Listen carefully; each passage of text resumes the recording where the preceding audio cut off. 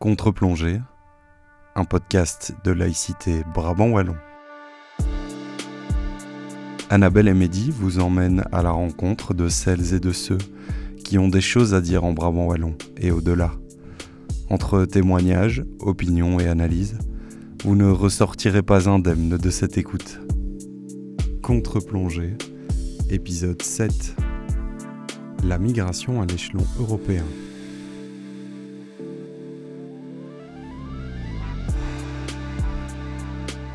Nouvelle année, nouvelle thématique pour Contre-plongée.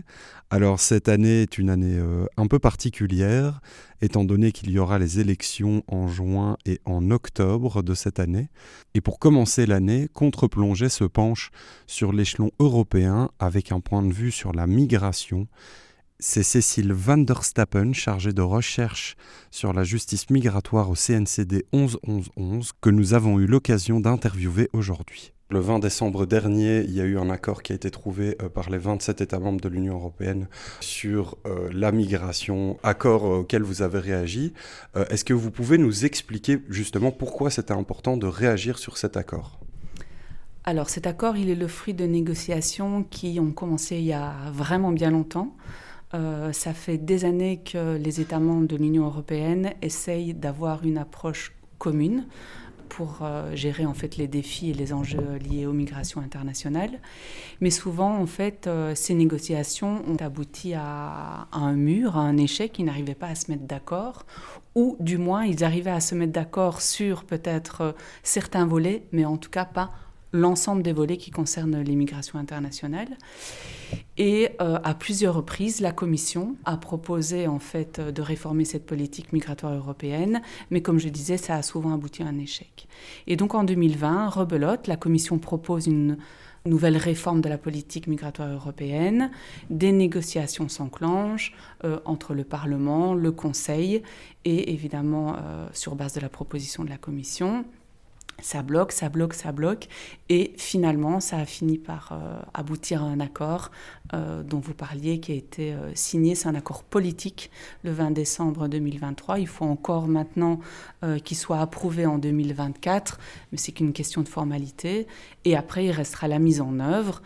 Ça va encore prendre quelques années et on demandera alors aux États membres qu'ils traduisent dans leur propre législation nationale ce qui a été décidé au niveau européen. Bien sûr, on était pour une réforme de la politique migratoire européenne parce qu'elle ne fonctionne pas. Bien sûr, on était pour une approche multilatérale. Il faut que tous les États travaillent ensemble. Ça ne sert à rien d'essayer de répondre aux défis des migrations internationales de façon isolée au niveau national. Mais le contenu de ce pacte, pour nous, ne va pas dans la bonne direction. Il va aggraver la situation plutôt que la solutionner. Il va en plus être contraire en fait au droit international et notamment à la Convention de Genève. Et en plus, il est coûteux parce que c'est clair qu'en triplant, quadruplant de façon incessante, notamment le budget de Frontex pour renforcer les contrôles au niveau migratoire, nous préférions que cet argent aille évidemment à l'accueil, à l'intégration et au respect des droits. Et ce n'est pas le cas si on lit les textes qui constituent le nouveau pacte sur la migration et l'asile. Et alors, vous parlez d'une dangerosité quant à l'application du pacte. À quel égard, justement, ce pacte deviendrait dangereux et vers quelle situation on va dans le futur ? En fait, il est dangereux parce que ce pacte va légaliser des pratiques qui sont déjà en cours pour le moment par certains États membres, qui sont contraires au droit international. Un exemple, le droit international, de par la Convention de Genève, dit qu'on n'a pas le droit de refouler une personne dans un pays qui ne garantirait pas sa sécurité. Or, pour le moment, on voit qu'en Grèce, en Italie également, via la signature de certains accords avec des pays comme la Tunisie et l'Albanie, on constate un refoulement, c'est-à-dire que des personnes qui arrivent par bateau ou qui arrivent aussi par la route n'ont même pas la possibilité de demander en fait une protection internationale. Ils sont directement refoulés vers leur pays d'origine, voire vers les pays vers lesquels ils auraient transité. Or ça, c'est interdit par le droit international. Et le pacte, en fait, par certaines mesures assez complexes et déguisées, va permettre légalement de faire cela. Quelles sont les raisons finalement de ce durcissement de la migration au niveau européen ? Alors c'est un peu généralisé, hélas, au niveau européen. C'est pas nouveau aussi. Ça fait déjà vraiment plusieurs années qu'on constate en fait ce durcissement au niveau notamment des politiques migratoires qui sont vraiment influencées par la droite, extrême droite. La droite et l'extrême droite, elle est déjà au pouvoir. On le voit au niveau européen, quasi dans un quart des pays maintenant au niveau européen. Alors, à quoi ça répond ? Ça répond certainement à un mal-être au niveau de la population européenne. C'est vrai qu'on a une crise climatique, on a une crise sociale, on a une crise économique. Et c'est vrai qu'au niveau des États européens, la réponse qu'on donne au malaise en fait, de la population européenne, c'est de dire nous avons trouvé le bouc émissaire un peu qui est responsable en fait, de la situation dans laquelle vous êtes, et c'est la figure de l'étranger. Et donc, une des réponses, en tout cas de nos États, c'est de dire on va limiter l'entrée sur notre territoire des personnes d'origine étrangère parce qu'ils sont vecteurs d'insécurité, parce qu'ils menacent votre accès à l'emploi, parce qu'ils menacent votre sécurité sociale, parce qu'ils menacent votre identité. Alors que dans les faits, évidemment, ce n'est qu'un effet de brouillard parce qu'ils ne sont aucunement responsables de la situation socio-économique dans laquelle l'Europe se trouve. On va parler peut-être d'un autre sujet, c'est-à-dire les élections qui arrivent ici courant 2024, en juin 2024.